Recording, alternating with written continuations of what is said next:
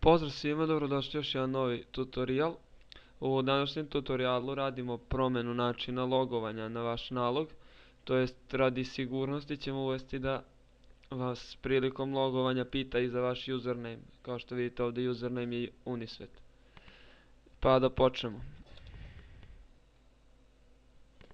Sve što nam treba jeste da odemo u Control Panel, zatim Administrative Tools, pa Local Security Policy.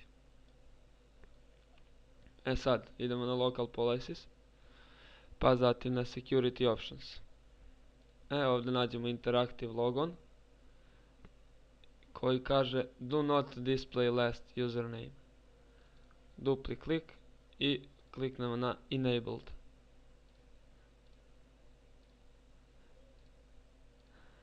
Sada se log offujemo sa našeg naloga.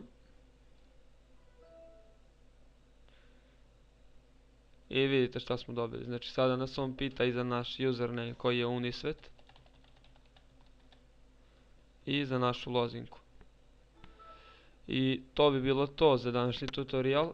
Napominjem da ukoliko vi imate neke želje za neki budući tutorial, obratite nam se i na našoj Facebook stranici ili na opisu ili u komentaru ovog videa. Biće linkovi negdje ovdje.